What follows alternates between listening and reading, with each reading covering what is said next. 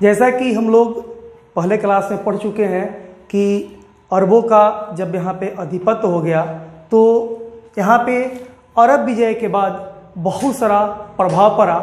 जैसा कि हम लोग चर्चा करेंगे कि आर्थिक प्रभाव में हुआ यह कि बहुत सारे खजूर की बागवानी लगाई गई, साथ ही साथ ऊंट पालने का बहुत ज़्यादा अधिक विकास हुआ। इसके बाद चर्म शिल्प का बहुत ज़्यादा प्रोत्साहन मिला। ऐसा है कि भारत में यानी कि सिंध में इसके पहले भी चर्म शिल्प का काम चल रहा था, लेकिन ये भारत में यानी कि सिंध में जाति असमानता के कारण इसमें कमी थी। लेकिन जब अरबवासी सिंध में आते हैं तो चर्म शिल्प का बहुत ज़्यादा प्रोत्साहन मिलता है, साथ ही साथ यहाँ पे नए नए नगरों का भी विकास होता है। इसके बाद अगर हम लोग सामाजिक प्रभाव की बात करें तो सामाजिक प्रभाव में हम लोग ये देखेंगे कि सिंध में अरब के आने के बाद सिंध में सामाजिक असमानता थी, जो कि इनके आने के बाद सामाजिक समानता का विकास हुआ। यानी कि जो भेदभाव थे, जो ऊंच नीच का यहाँ पे भेदभाव थे, उनमें कमी आई। इसके बाद होता क्या है कि यहाँ पे एक नए टैक्स की शुरुआत होती है जिसको हम लोग जजिया कर कहते हैं।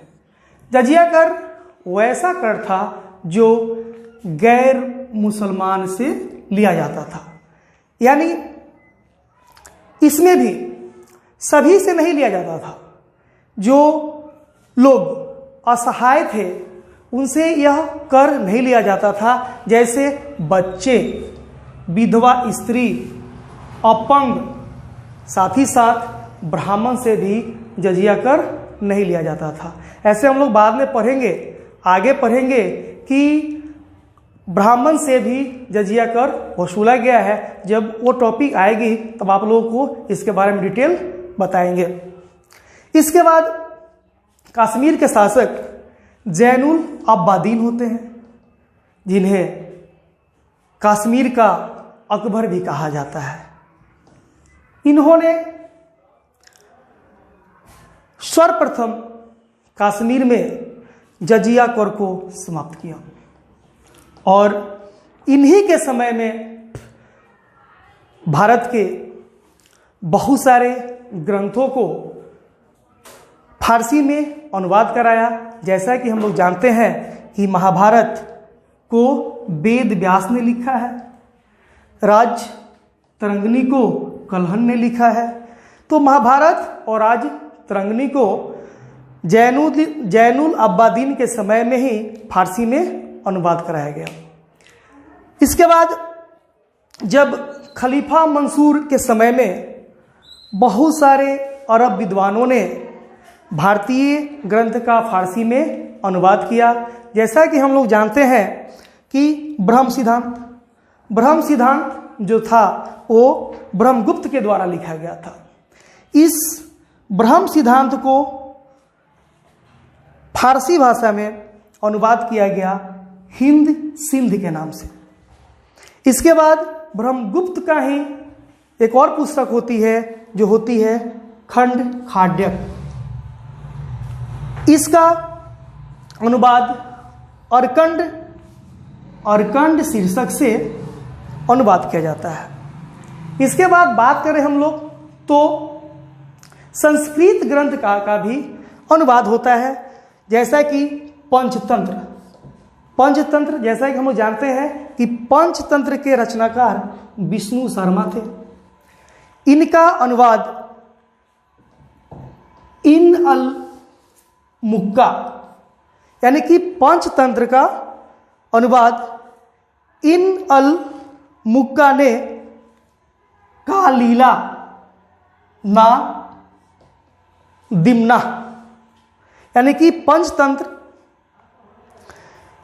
का अनुवाद हुआ कालीला ना दिमना शीर्षक से। यहाँ से क्वेश्चन और बनती है बार बार अक्सर एग्जाम में पूछे जाते हैं कि हिंद शब्द का प्रयोग सर्वप्रथम भारत में किसने किया। तो आपको बता दें कि हिंद शब्द का प्रयोग भारत में सर्वप्रथम हिंद शब्द का प्रयोग भारतीयों के लिए सर्वप्रथम अरब वासियों ने किया था। अरब वासियों ने किया था भारत का प्रयोग सर्वप्रथम हिंद। अब हम लोग अध्ययन करेंगे तुर्कों का भारत पर आक्रमण।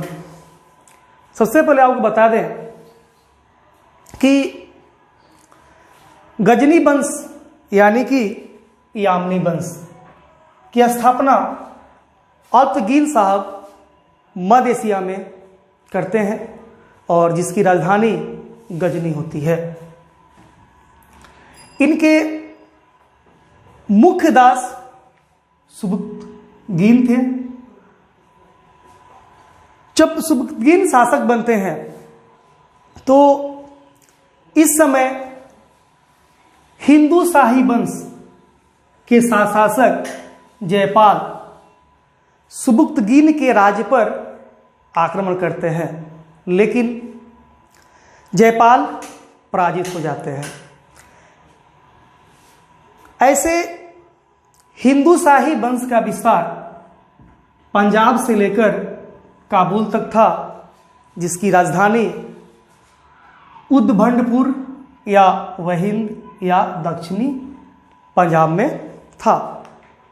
हालांकि 986 ईस्वी में सुबुक्तगीन ने सर्वप्रथम भारत पर आक्रमण जयपाल के विरुद्ध किया। यह तुर्क का भारत पर आक्रमण था जो असफल रहा।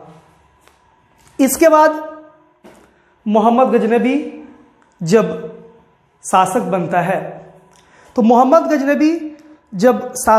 है तो शासक बनने के बाद मोहम्मद गजनबी जब भारत की तरफ रुख करता है तो सर्वप्रथम वह पंजाब को जीतना चाहता है।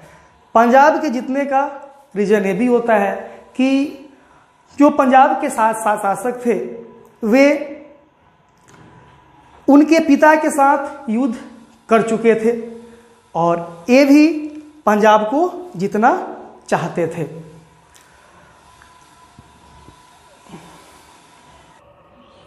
अब हम लोग चर्चा करेंगे महमूद गजनबी के बारे में। महमूद गजनबी का शासनकाल 998 से 1030 तक था। मोहम्मद गजनबी बहुत ही योग्य व्यक्ति था। इसी का कारण मोहम्मद गजनबी से खुश होकर बगदाद के खलीफा अल कादिर बिल्ला ने इन्हें 2 उपाधियां दी थी। पहला उपाधि था अमीन उल मिल्लत। अमीन उल मिल्लत जिसका अर्थ होता है कि मुसलमानों का संरक्षक। दूसरी उपाधि इनको मिली थी यामीन उल दौला, यानी कि इसका मतलब होता है खलीफा का दाहिना हाथ, और यह सुल्तान की उपाधि धारण करने वाले पहला शासक थे। इन्होंने यानी कि महमूद गजनबी साहब ने भारत पर 17 बार आक्रमण किया। 17 बार आक्रमण किया और इनका भारत पे आक्रमण करने का उद्देश्य सिर्फ धन लूटना था। और इन्होंने भारत में खैबर दर्रा से प्रवेश किया। इसके बाद मोहम्मद गजनबी का पहला अभियान 1000 में होता है। इनका दूसरा अभियान 1001 में होता है, जिसमें पेशावर का युद्ध होता है। ये पेशावर का युद्ध जयपाल और महमूद गजनबी के बीच होता है। इस युद्ध में जयपाल की हार होती है, वे पराजित होते हैं, और जब वे पराजित होते हैं तो उस स्थिति में एक समझौता होती है, और एक समझौता में गजनबी को सिंध नदी का पश्चिमी क्षेत्र दे दिया जाता है। इस अपमानजनक समझौते के बाद जयपाल साहब आत्महत्या कर लेते हैं। इसके बाद वह हिंद का युद्ध होता है 1008 से 1009 में। यह युद्ध जयपाल साहब के पुत्र आनंदपाल एवं गजनवी के बीच होता है। इस युद्ध में भी गजनवी जीत जाते हैं, यानी कि आनंदपाल की हार हो जाती है। इसके बाद इस युद्ध के बाद गजनवी ने आनंदपाल की जो नई राजधानी थी नंदपुर, उसको भी जीत लेते हैं। मोहम्मद गजनवी साहब का 16वां आक्रमण जो बहुत ही महत्वपूर्ण है, काफ़ी एग्जामों में पूछे गए हैं और पूछे भी जाते हैं। इनका 16वां आक्रमण गुजरात पे हुआ और गुजरात के सोमनाथ मंदिर में हुआ। उस समय सोमनाथ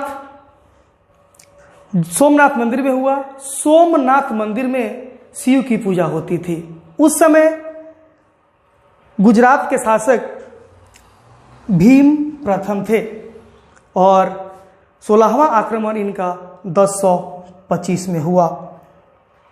इनका अंतिम आक्रमण 1027 ईस्वी में जाटों के विरुद्ध हुआ और इनकी मृत्यु 1030 में हो जाती है। मोहम्मद गजनवी के बहुत सारे इतिहासकार थे, कवि थे, जिसके बारे में चर्चा हम लोग करेंगे। तो इनके इतिहासकार और कवि बहुत थे, उसमें एक उतवी थे जो इतिहासकार थे। इन्होंने किताब उल यामनी या तारीख ए यामनी पुस्तक की रचना की। इसके बाद फिरदौसी साहब ने शाहनामा की रचना की है और शाहनामा को अफगानिस्तान का महाभारत भी कहा जाता है। तारीख ए सुबुक्तगिन की रचना बैदकी करते हैं, यानी कि बैदकी साहब ने तारीख ए सुबुक्तगिन की रचना की है। मोहम्मद गजनवी के साथ 11वीं शताब्दी में अलबरूनी भारत आए थे, जो वे उज्बेकिस्तान के ख्वारिज़म के रहने वाले थे। जब ये 11वीं शताब्दी में भारत आते हैं तो यहाँ पे अलबरूनी का मुख्य उद्देश्य होता है संस्कृत भाषा को सीखना। जब यह संस्कृत भाषा को सीखते हैं तो यहाँ पे एक पुस्तक की रचना करते हैं जिसका नाम होता है तारीख ए हिंद या किताबुल हिंद। तारीख ए हिंद या किताब उल हिंद में अलबरूनी साहब ने भारतीय समाज, धर्म, शिक्षा और ज्ञान की चर्चा करते हैं, परंतु गजनवी साहब के अभियानों की चर्चा नहीं करते हैं। पुराणों का अध्ययन करने वाला यह पहला मुसलमान थे। आज की क्लास इतना ही। जो इसके बचे हुए पाठ हैं वो आपको कल मिलेंगे।